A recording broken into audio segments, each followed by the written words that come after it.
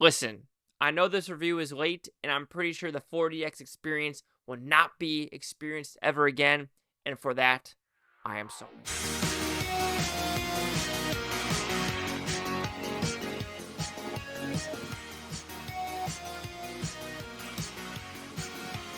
Chase Lehocky here with the Blue Futon reviewing Smile 2 4DX. So what's about? Pretty simple premise. This is kind of right after the first one, where the character who survives in the first one, who gets parasited, if you want to put it that way, and he's trying to figure out who he should give it to. But shit happens, and now it goes to Naomi Scott's character, who is a singer who had a horrible past about drugs and alcohol, and she's trying to get better. However, Parasite, Smile, is she going to survive? And the answer is probably not, because these movies are grim, dark, and there is just no way of getting around dying if you ever, just look at this lore. So let's talk about the 4DX experience. So I went to a different 4DX experience. And what I mean by that is I saw this in Orlando, Florida, instead of the 4DX theater I'm at right now. And the theaters were a little bit more comfortable. There was less smoke effect. And I felt like it was a better experience just because of that. But there's also negatives as well, because the seats are so much closer to the fans, where it got a lot colder, and you're just like, damn, it's cold in here. But then the seats were a lot more smoother and less jankier, so you're having a more fun time with the experience. And a lot more trailers were like 4DX experience, so it felt like it was a more mature 4DX experience, not a baby 4DX experience with the new theaters out. I know it sounds kind of weird, but I prefer the older seats just because it's a little bit more comfortable. But for the actual, going around, it's pretty fun for a, horror movie. Good janks, good moving of the seats, good oh shit moments, and it was just fun. But I don't think it matters anymore, because like I said, it was only in there for a week because Venom: The Last Dance took its place. I'm pretty sure the Venom's going to be in there for 2 weeks, so kind of late to the party, and I'm sorry. But for the movie itself, it is long. It is 2 hours and 12 minutes, and there are some scenes where you do feel the runtime, and this is sponsored by Voss Water. Drink your Voss Water every time you have mental issues. Voss Water is for you. And holy cow, Naomi Scott can chug the shit out of that water, and I couldn't do that. I'm not a chugger. I'm a sipper. I like taking things smooth, and there's no way I could have chugged that water. So Naomi Scott, good job. But when she acts, 10 out of 10. I mean, she's a good scream queen in this movie. What occurs in this movie? Pretty damn good gore. I mean, you see what's going to happen with the weight. Pretty damn good. You see what's going to happen with some just knife. Pretty awesome. There's also some messed up shit in this movie where you're just like, yeah, I'm buying this movie to rewatch some of the gore factor, because it is that good. Same director and writer comes back from the first one. I am kind of shocked that the box office isn't as predominant as the first one, just because the first one did so damn good with such little drops that this one isn't going to go that trajectory, at least in domestically. That could change for the overall worldwide box office, but we'll figure that out, in the next couple of weeks, what we'll do better in the box office. The score, great. The creep factor's pretty damn good. There is that one where you see in the trailer where all the dancers are smiling at her. Pretty damn good.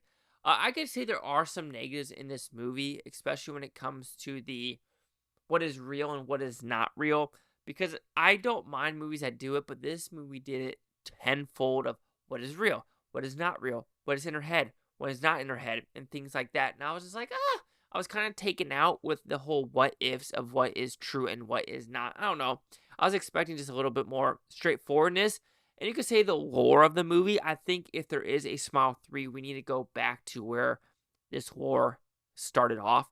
Because the monster, though, from the first Smile and the second Smile, is fucking top notch. The demon in this movie showing it, because I was scared because they showed it in the first one. I'm like, if they're not going to show it in this movie, I'm going to be royally pissed off. But they show it, and I really dug it. The final ending, you would think, though, because she's a singer, the microphone would do something different, and it doesn't. So I was a little bit disappointed about how that happened, because they pan towards like the audience, so you actually don't see what's occurring. So that did feel a little bit cheap. And when you finally see what did occur, you're just thinking like, how? Because if you did the other, what I'm thinking, what a microphone correlates to, that would have been a more realistic. But it is what it is. That's that. Like I said, like the nitpick I had before of like what is real and what isn't real. Especially there's a scene where it's like really fucked up guy with a face. First off, he probably wouldn't make it up to that line because of medical reasons. But like what is real, what isn't, with the naked scene as well. And then it's like what was real because people saw him smile and go crazy. I don't know. Things like that. I was just like, eh. But like I said, if they do a third one, I want to know where this demon came from and just carnage of like how it started and how it's going. Because right now, there's no stopping this demon. There's nothing that can stop this demon. There is like no investigations. I think that's very different as well. Because when I think about it, I think about The Ring and other movies where it's like some shit happens. Then you go to a library and you're like, oh, what's this demon? And we got to figure out how to do this. There's nothing like that. There's no libraries in this movie. It's just her trying to survive for 7 days, not knowing what is going to occur. I mean, there is a side story about a nurse in a play. Oh, crowbar death. Pretty fucked up too. But that also kind of goes to the wayside of like, is that real? Is it not real? Yes, no, maybe so. And I'm just like, damn it.